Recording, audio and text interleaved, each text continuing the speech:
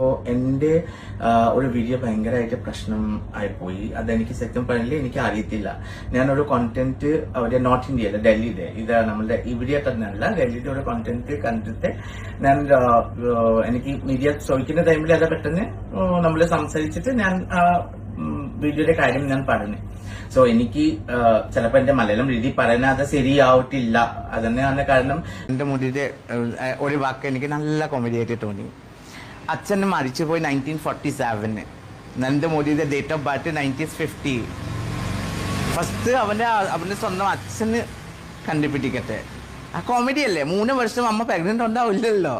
BJP അടക്കമുള്ളവർ പരാതിയുമായി രംഗത്തെത്തിയിട്ടുള്ളത്. യുവമോർച്ചയുടെ ഭാഗത്ത് നിന്നാണ് ഇപ്പോൾ ആദ്യ പരാതി എത്തിയിട്ടുള്ളത്. യുവമോർച്ചയുടെ മീഡിയ സെൽ കൺവീനർ കൂടിയായിട്ടുള്ള എസ് നന്ദു സംസ്ഥാന പോലീസ് മേധാവിക്ക് പരാതി നൽകിയിട്ടുണ്ട്. കൂടാതെ തന്നെ പ്രധാനമന്ത്രിയുടെ ഓഫീസിലേക്കും ഇതുമായി ബന്ധപ്പെട്ട പരാതി നൽകിയിട്ടുണ്ട്. അതൊരു വെറും പരാതിയായി നമുക്കിതിനെ കാണാൻ സാധിക്കില്ല. ജാൻമണിയുടെ സാമ്പത്തിക സോഴ്സ് അടക്കമുള്ള കാര്യങ്ങൾ കണ്ടെത്തണം എന്നുള്ള ഗുരുതരമായിട്ടുള്ള ഒരു കാര്യം കൂടി ഈ പരാതിയിൽ ചൂണ്ടിക്കാട്ടിയിട്ടുണ്ട്. Hello guys, welcome back. Janmoni Das big ബോസിലൂടെ നമുക്കറിയാം. ബിഗ് ബോസ് എന്ന് പറയുന്ന ഒരു റിയാലിറ്റി ഷോയുടെ ഒരു പ്രത്യേകത എന്ന് പറയുന്നത് ലോകത്ത് ഏതൊരു പടുവാഴയാണെങ്കിലും ഏതൊരു മരവാഴയാണെങ്കിലും ബിഗ് ബോസ് ലോൺസ് വന്നു കഴിഞ്ഞാൽ വേറെ എവിടെ പോയാലും അറിയപ്പെട്ടില്ലെങ്കിലും ബിഗ് ബോസ് ലോൺസ് വന്നു കഴിഞ്ഞാൽ അവർ അറിയപ്പെടും എന്നുള്ളത് തർക്കമില്ലാത്ത കാര്യമാണ്. അത്തരത്തിൽ അറിയപ്പെട്ട ഒരു താരം ജാൻമണി ദാസ്.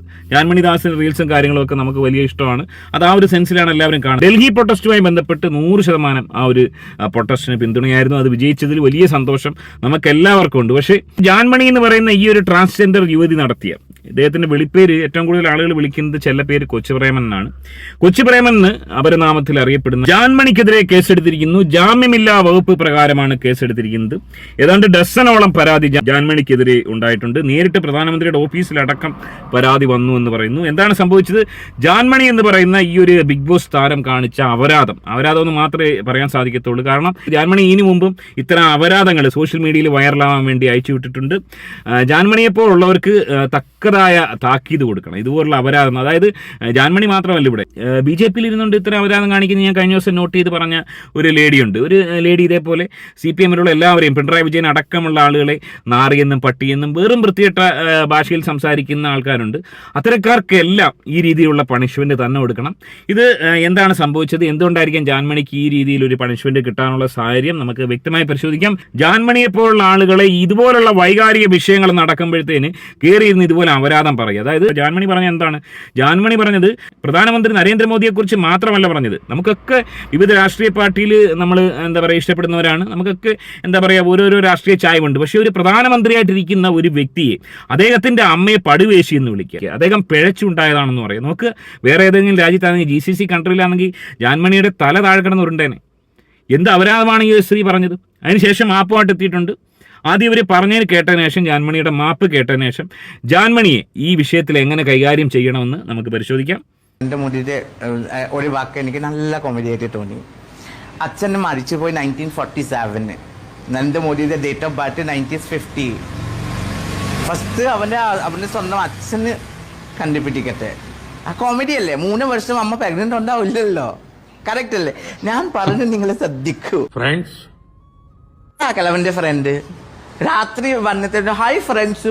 നോക്കുക, ജാൻമണിയെ പോലെ ഈ ഒരു ട്രാൻസ്ജെൻഡർ യാതൊരു രാഷ്ട്രീയ ബോധവും ഇല്ലാതെ സുഖലോലിപതയിൽ മാത്രം കഴിയുന്ന മേക്കപ്പ് ആർട്ടിസ്റ്റ് എന്ന് പറയുന്നത് കാണുമ്പോഴെല്ലാം ഈ പറഞ്ഞ ഓരോരുത്തരുടെ കൂടെ ഹോട്ടലുകളിൽ, അഭിഷേകിന്റെ കൂടെ ഒക്കെ ഇങ്ങനെ ഹോട്ടലുകളിൽ കയറി ഇറങ്ങുന്നതാണ് കാണുന്നത്. അതായത് യാതൊരു തരത്തിലുള്ള ഒരു മെസ്സേജും നമ്മുടെ സമൂഹത്തിനോ ന്യൂ ജനറേഷനോ കൊടുക്കാത്ത ഒരു വ്യക്തിത്വമായ ജാൻമണി നരേന്ദ്രമോദി എന്ന് പറയുന്ന ഇന്ത്യൻ പ്രധാനമന്ത്രി ഇരുന്നിട്ട് ഒരു സങ്കോചവും ഇല്ലാതെ പറയുകയാണ് അദ്ദേഹത്തിന്റെ അമ്മ പടുവേശിയാണെന്ന് പറയുക. ഒന്ന് ആലോചിച്ച് നോക്ക്, ഇത് എങ്ങനെ സാധിക്കുന്നു ഇവർക്ക്?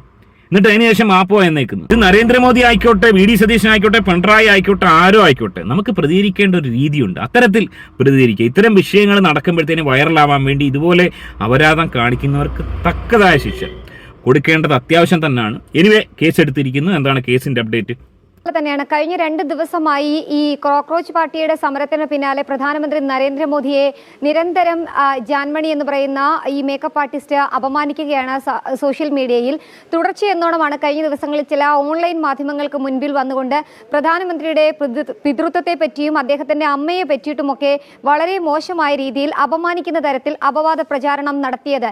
ഇതിനെതിരെയാണ് ഇപ്പോൾ BJP അടക്കമുള്ളവർ പരാതിയുമായി രംഗത്തെത്തിയിട്ടുള്ളത്. യുവമോർച്ചയുടെ ഭാഗത്ത് നിന്നാണ് ഇപ്പോൾ ആദ്യ പരാതി എത്തിയിട്ടുള്ളത്. യുവമോർച്ചയുടെ മീഡിയ സെൽ കൺവീനർ കൂടിയായിട്ടുള്ള എസ് നന്ദു സംസ്ഥാന പോലീസ് മേധാവിക്ക് പരാതി നൽകിയിട്ടുണ്ട്. കൂടാതെ തന്നെ പ്രധാനമന്ത്രിയുടെ ഓഫീസിലേക്കും ഇതുമായി ബന്ധപ്പെട്ട പരാതി നൽകിയിട്ടുണ്ട്. അതൊരു വെറും പരാതിയായി നമുക്കിതിനെ കാണാൻ സാധിക്കില്ല. ജാൻമണിയുടെ സാമ്പത്തിക സോഴ്സ് അടക്കമുള്ള കാര്യങ്ങൾ കണ്ടെത്തണം എന്നുള്ള ഗുരുതരമായിട്ടുള്ള ഒരു കാര്യം കൂടി ഈ പരാതിയിൽ ചൂണ്ടിക്കാട്ടിയിട്ടുണ്ട്. അടിയന്തരമായി തന്നെ കേസെടുത്ത് കൃത്യമായ നടപടി എടുക്കണമെന്നുള്ളതാണ്. കാരണം ഒരു സ്ത്രീത്വത്തെ അപമാനിക്കുന്ന തരത്തിലുള്ള പ്രതികരണമാണ് ജാൻമണിയുടെ ഭാഗത്ത് നിന്ന് ഉണ്ടായിട്ടുള്ളത്. അദ്ദേഹത്തിന്റെ പിതാവിനെ മോശമായി ചിത്രീകരിച്ചുകൊണ്ടും മാതാവിനെ മോശമായി പറഞ്ഞുകൊണ്ടുമായിരുന്നു ആ വീഡിയോ പുറത്തു വന്നത്. ഈ വീഡിയോ പുറത്തു വന്നതിന് പിന്നാലെ സമൂഹ മാധ്യമങ്ങളിൽ അതിരൂക്ഷമായ ഭാഷയിൽ ജാൻമണിക്കെതിരെ വിമർശനങ്ങൾ ഉണ്ടായിരുന്നു.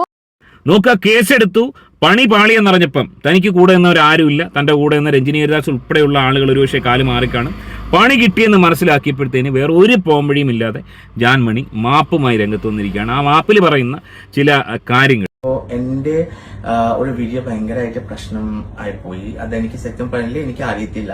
ഞാനൊരു കോണ്ടന്റ് അവിടെ നോർത്ത് ഇന്ത്യയിലെ ഡൽഹിയിലെ ഇത് നമ്മളുടെ ഇവിടെ തന്നെയല്ല ഡൽഹിയുടെ ഒരു കോണ്ടന്റ് കണ്ടിട്ട് ഞാൻ എനിക്ക് മീഡിയ ചോദിക്കുന്ന ടൈമിൽ അത് പെട്ടെന്ന് നമ്മൾ സംസാരിച്ചിട്ട് ഞാൻ വീഡിയോയുടെ കാര്യം ഞാൻ പറഞ്ഞു.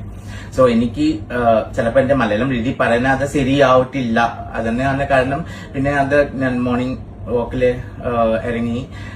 സോ എനിക്ക് കുറെ ത്രെറ്റനിങ് കോൾ മോർണിംഗ് മുതൽ വന്ന് തുടങ്ങുന്നത് എനിക്ക് കാര്യം മനസ്സിലായിട്ടില്ല. അത് കഴിഞ്ഞിട്ട് കുറെ മെസ്സേജസ് വന്ന് ഞാൻ ഓപ്പൺ ചെയ്ത് കണ്ടിട്ട് എന്റെ കുറെ ഫാൻസ് എന്നെ വിളിച്ചിട്ട് പറഞ്ഞു, ജാൻബ എങ്ങനെയാണ്, ഇതാ ശരിയില്ലാത്തതാണ്, ഇത് ഭയങ്കര പ്രശ്നമാണ് പറഞ്ഞിട്ട് ഞാൻ അപ്പൊ തന്നെ അത് വീഡിയോ ഞാൻ എന്താ പറയുക കൊടുക്കുന്ന ആൾക്കാരൊക്കെ വിളിച്ചിട്ട് ഞാൻ അത് മൊത്തം ഡിലീറ്റാക്കാൻ വേണ്ടി പറഞ്ഞു. പിന്നെ ഞാൻ എന്താ ചെയ്യാൻ എനിക്കറിയില്ല. കാരണം എനിക്ക് കുറെ ത്രെറ്റനിങ് കോൾസ് മീൻസ് കുറെ from Saudi Arabia, Abu Dhabi and from India, from Kerala, from everywhere it was coming. So എനിക്ക് സെക്ടറിൽ എനിക്ക് ആരൊക്കെ ഹേർട്ട് ആക്കുന്ന വേണ്ടിയല്ല. ഞാൻ ബേസിക്കലി നമ്മളുടെ PM-ക്കും ഞാൻ ശരിക്കും അത് അമ്മയുടെ വേണ്ടിയല്ല. ഞാൻ I was just asking how come one person can become 3 years pregnant. That's what one question I was asking, not to the Modi ji. That was I'm asking that about this content. And that one's become like very much viral and people are very much angry. And I never thought like I wants to hurt anybody because I really don't want to hurt anyone. And എനിക്ക് എന്റെ കയ്യിലേക്ക് എന്തെങ്കിലും തെറ്റപ്പറ്റിട്ടുണ്ടെങ്കിൽ obviously I'm so sorry. എനിക്ക് publicly ഞാൻ apologise പറയുന്നുണ്ട്. കാരണം എനിക്ക് ചെറിയ കുട്ടി വിചാരിച്ചാൽ നിങ്ങളെ ക്ഷമിക്കണം. കാരണം ഇതെന്റെ മേലേക്ക് എനിക്ക് പറയാനോ ഒന്നുമില്ല. അതുണ്ടാവില്ലേ. പിന്നെ അപ്പൊ ഞാൻ പ്രശ്നം വന്ന് കഴിഞ്ഞിട്ട് ഞാൻ തിരിച്ചു പോയി ആരൊക്കെ അയച്ചു കൊടുത്ത് നോക്കിയിട്ട് ആ വീഡിയോ ക്ലിക്ക് ചെയ്തിട്ട് അത് മൊത്തം കോണ്ടന്റ് ഓൾറെഡി ഡിലീറ്റ് ആയി. അതെനിക്ക് ഇങ്ങനെ പിന്നെ ഞാൻ ഓപ്പൺ ആക്കാൻ പറ്റത്തില്ല. സോ അതിന് കാരണം പിന്നെ എനിക്ക് ഞാൻ ഗൂഗിളിൽ പോയിട്ട് എല്ലാവരും പറഞ്ഞ ഗൂഗിളിൽ പോയിട്ട് സെർച്ച് ചെയ്യുന്ന പറഞ്ഞിട്ട് ഞാൻ ഗൂഗിളിൽ പോയിട്ട് സെർച്ച് ചെയ്തിട്ട് എനിക്ക് മനസ്സിലായത് ഇറ്റ്സ് മൈ മിസ്റ്റേക്ക്.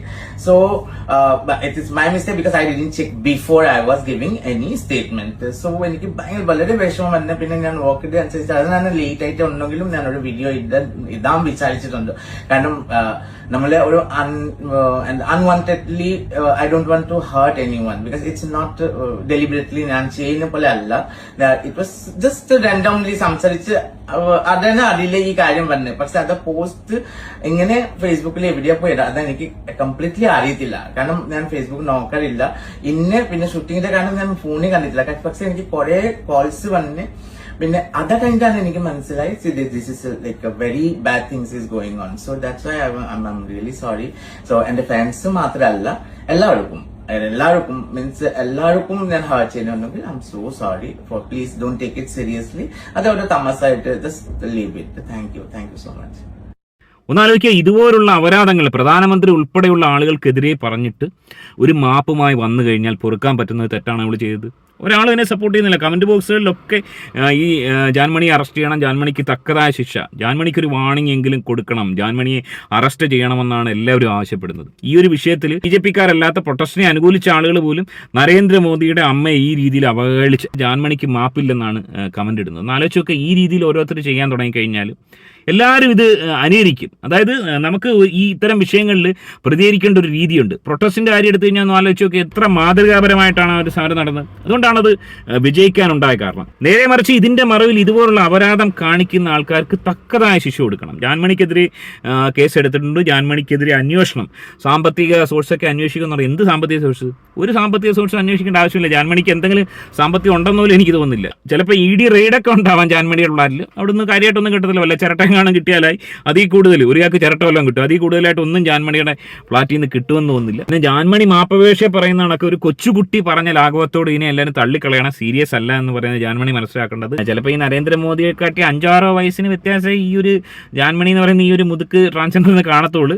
ഒരു അമ്മാവനാണ് ആക്ച്വലി. എന്നിട്ടും പുള്ളി വിചാരിക്കുന്ന പുള്ളി വളരെ ചെറുപ്പക്കാരിയാണ്, കൊച്ചുകുട്ടിയാണെന്നൊക്കെയാണ് വാദിക്കുന്നത്. ഇത്തരം വാദഗതി ഉന്നയിക്കുന്ന ആൾക്കാർക്ക് തക്കതായ ശിക്ഷ കൊടുക്കണം. അതായത് 10-60 വയസ്സുള്ള ഒരാൾ ഇതുപോലുള്ള അപരാധം പ്രധാനമന്ത്രിക്കെതിരെ പറഞ്ഞിട്ട് താനൊരു കൊച്ചുകുട്ടിയാന്ന് പറഞ്ഞു കഴിഞ്ഞാൽ എങ്ങനെയാണ് അതിനോട് യോജിക്കാൻ കഴിയുക? എനിവേ സോഷ്യൽ മീഡിയയിൽ വലിയ രീതിയിലുള്ള പ്രതിഷേധം ഇതുമായി ബന്ധപ്പെട്ടുണ്ടാവുന്നു. 12ഓളം പരാതികൾ ജാൻമണിക്കെതിരെ വന്നിരിക്കുന്നു. ജാൻമണിക്കെതിരെ കേസെടുത്തിരിക്കുന്നു, FIR ഇട്ടിരിക്കുന്നു എന്നാണ് അറിയാൻ കഴിയുന്നത്. ജാൻമണി അറസ്റ്റ് ചെയ്യാനുള്ള എല്ലാ സാധ്യതയും ഉണ്ടെന്നാണ് മനസ്സിലാക്കാൻ സാധിക്കുന്നത്. എങ്ങനെയാണ് നിങ്ങൾ ഇതിനെ കാണുന്നത്? ഈ വിഷയത്തിൽ നിങ്ങളുടെ അഭിപ്രായം കമന്റ് രേഖപ്പെടുത്തുക. ആദ്യമായിട്ട് വീഡിയോ കാണുന്ന വീഡിയോ ലൈക്ക്, ചാനൽ സബ്സ്ക്രൈബ് ചെയ്ത് വീഡിയോ ഒന്ന് ഹൈപ്പ് ചെയ്ത് കാണുക. മറ്റൊരു വീഡിയോ ആയിട്ട് കാണാം. ബൈ.